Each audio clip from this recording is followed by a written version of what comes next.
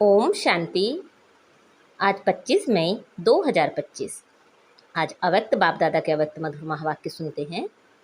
आज की मुरली की रिवाइज डेट है 4 सितंबर 2005।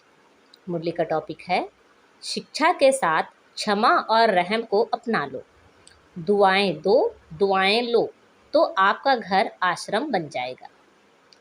आज बाप दादा सर्व बच्चों के मस्तक में प्यूरिटी की रेखाएं देख रहे हैं, क्योंकि ब्राह्मण जीवन का फाउंडेशन ही है पवित्रता। पवित्रता की रेखाएं कौन सी हैं जानते हो? पवित्रता सर्व को प्रिय है। पवित्रता सुख, शांति, प्रेम, आनंद की जननी है। पवित्रता मानव का सच्चा श्रृंगार है। पवित्रता नहीं तो मानव जीवन का मूल्य नहीं। जैसे देखते हो देवताएं पवित्र हैं, इसलिए ही माननीय और पूजनीय हैं।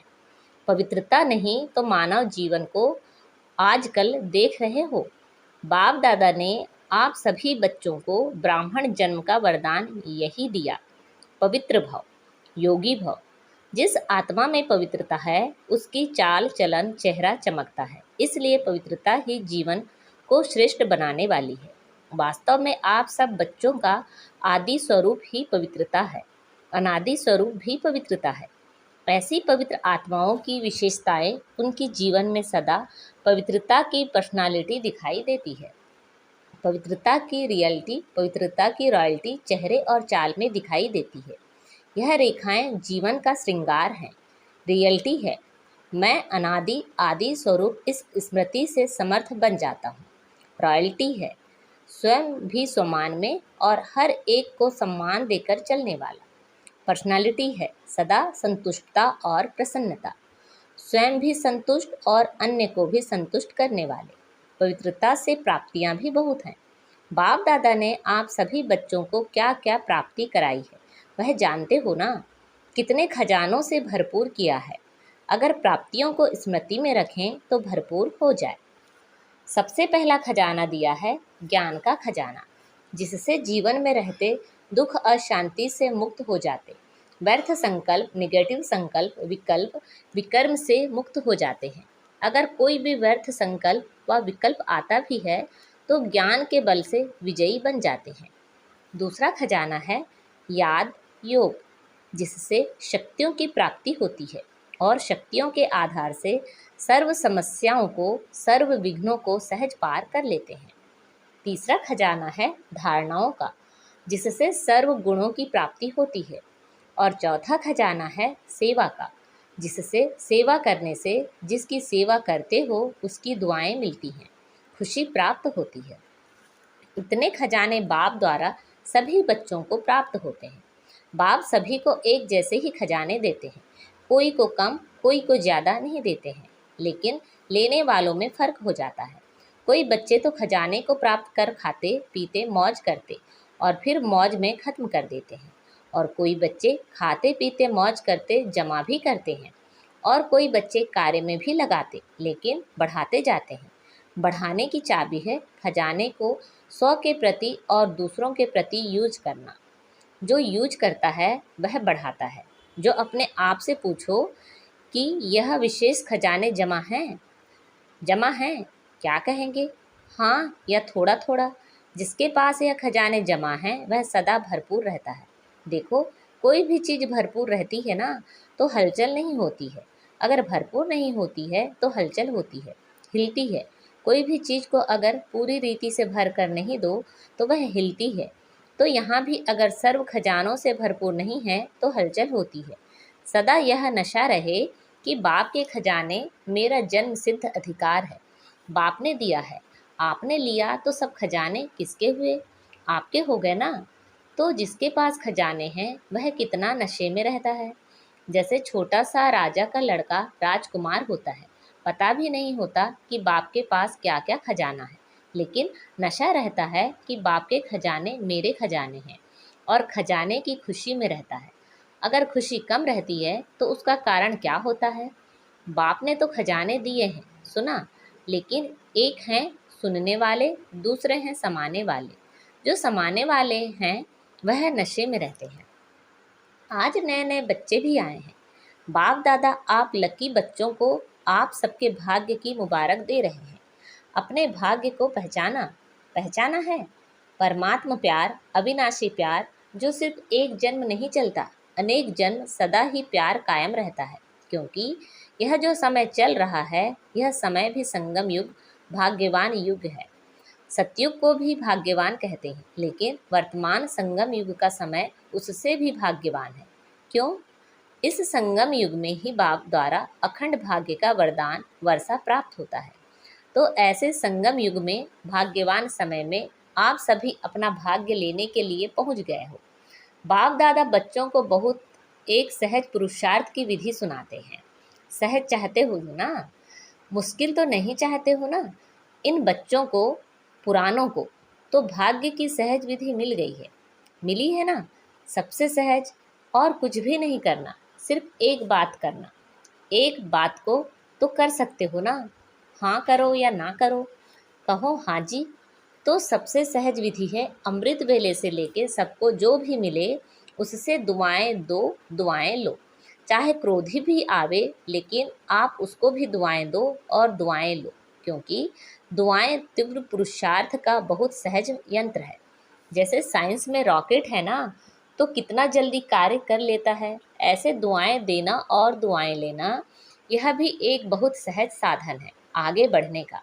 अमृत वेले बाप से सहज याद से दुआएं लो और सारा दिन दुआएं दो और दुआएं लो। यह कर सकते हो तो हाथ उठाओ। कोई बद्दुआ दे तो क्या करेंगे, आपको बार बार तंग करे तो? देखो, आप परमात्मा के बच्चे, दाता के बच्चे, दाता हो ना, मास्टर दाता तो हो। तो दाता का काम क्या होता है? देना। तो सबसे अच्छी चीज़ है दुआएं देना। कैसा भी व्यक्ति हो, लेकिन है तो आपका भाई बहन। परमात्मा के बच्चे तो भाई बहन हो ना। तो परमात्मा का बच्चा है, मेरा ईश्वरी भाई है, ईश्वरी बहन है, उसको क्या देंगे? बद्दुआ देंगे क्या? बाप कभी बद्दुआ देता है? देगा? देता है? हाँ या ना? हाँ ना करो, बहुत खुश कह रहेंगे। क्यों? अगर बद्दुआ वाले को भी आप दुआ देंगे, वह ना दे, लेकिन आप दुआ देंगे, तो दुख क्यों होगा? बाप दादा आप आए हुए बच्चों को एक वरदान देता है। वरदान याद रखेंगे तो सदा खुश रहेंगे। वरदान सुनाएं? सुनेंगी? वरदान है, अगर आपको कोई दुख दे तो भी आप दुख लेना नहीं। वह दे, लेकिन आप नहीं लेना, क्योंकि देने वाले ने दे दिया, लेकिन लेने वाले तो आप हो ना। देने वाला लेने वाला नहीं है। अगर वह बुरी चीज़ देता है, दुख देता है, अशांति देता है, तो बुरी चीज़ है ना। आपको दुख पसंद है? नहीं पसंद है ना, तो बुरी चीज़ हो गई। तो बुरी चीज़ ली जाती है क्या? कोई आपको बुरी चीज़ देवे तो आप ले लेंगे? लेंगे? नहीं लेंगे। तो लेते क्यों हो? ले तो लेते हो ना। अगर दुख ले लेते हो तो दुखी कौन होता है? आप होते हो या वह होता है? लेने वाला ज़्यादा दुखी होता है। अगर अभी से दुख लेंगे नहीं तो आधा दुख तो आपका दूर हो गया। लेंगे ही नहीं ना, और आप दुख के बजाय उसको सुख देंगे तो दुआएं मिलेगी, तो सुखी भी रहेंगे और दुआओं का खजाना भी भरपूर होता जाएगा। हर आत्मा से कैसी भी हो, आप दुआएं लो, शुभ भावना, शुभ कामना रखो। कभी कभी क्या होता है, कोई ऐसा काम करता है ना, तो कोशिश करते हैं शिक्षा देने की, इसको ठीक कर दो। शिक्षा देते हो, शिक्षा दो, लेकिन शिक्षा देने की सर्वोत्तम विधि है कि क्षमा का रूप बन के शिक्षा दो। सिर्फ शिक्षा नहीं दो, रहम क्षमा भी करो और शिक्षा भी दो। दो शब्द याद रखो, शिक्षा और क्षमा, रहम। अगर रहमदिल बन के उसको शिक्षा देंगे तो आपकी शिक्षा काम करेगी। अगर रहमदिल बन के नहीं देंगे तो शिक्षा एक कान से सुनेंगे, दूसरे कान से निकल जाएगी, शिक्षा धारण नहीं होगी। ऐसे है ना, अनुभव है। आप भी किसी का शिक्षक तो नहीं बन जाते। शिक्षक बनना जल्दी आता है, लेकिन क्षमा करना दोनों साथ साथ चाहिए। अभी से रहम रहम करने की विधि है शुभ भावना, शुभ कामना। जैसे कहते हैं ना, सच्चा प्यार पत्थर को भी पानी कर देता है। ऐसे ही क्षमा स्वरूप से शिक्षा देने से आपका कार्य जो चाहते हो यह नहीं करे, यह नहीं हो, यह प्रत्यक्ष दिखाई देगा। आपके रहमदिल बन शिक्षा देने का प्रभाव उसकी कठोर दिल भी परिवर्तन हो जाएगी। तो क्या वरदान मिला? ना दुख देना ना दुख लेना। पसंद है? पसंद है तो अभी लेना नहीं, गलती नहीं करना। जब बाप दुख नहीं देता तो फॉलो फादर तो करना है ना। कर रहे हैं।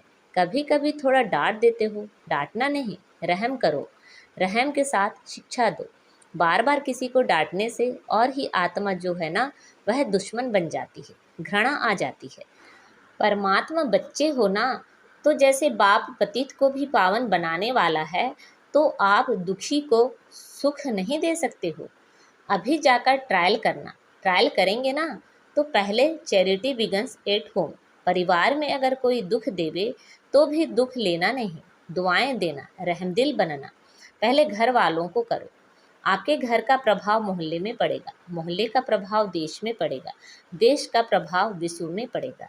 सहज है ना।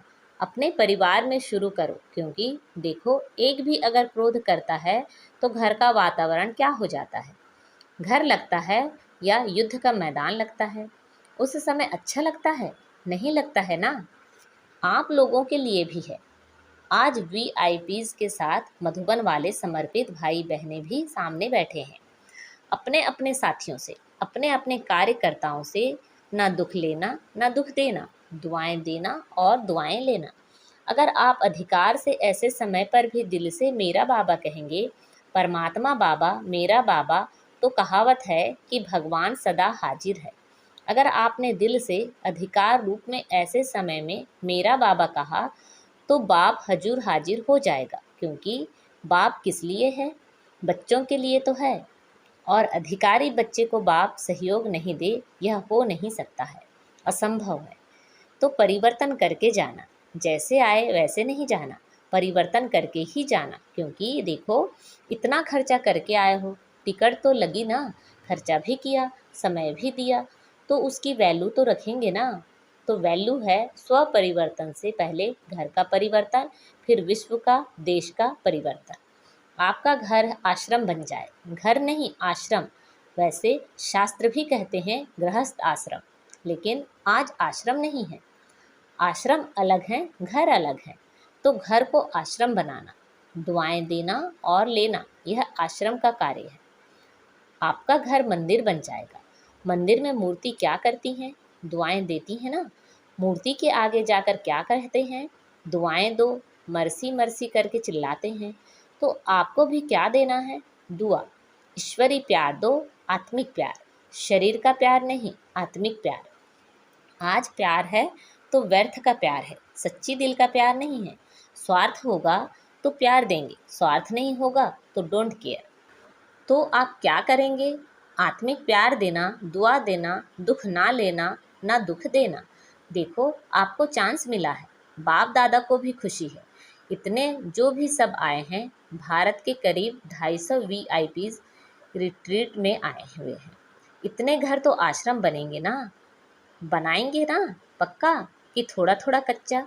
जो समझते हैं कुछ भी हो जाए थोड़ा सहन तो करना पड़ेगा, समाने की शक्ति कार्य में लगानी पड़ेगी। लेकिन सहन शक्ति का फल बड़ा मीठा होता है, सहन करना पड़ता है लेकिन फल बड़ा मीठा होता है। तो जो पक्का वायदा करते हैं घर घर को स्वर्ग बनाएंगे, मंदिर बनाएंगे, आश्रम बनाएंगे, वह हाथ उठाओ।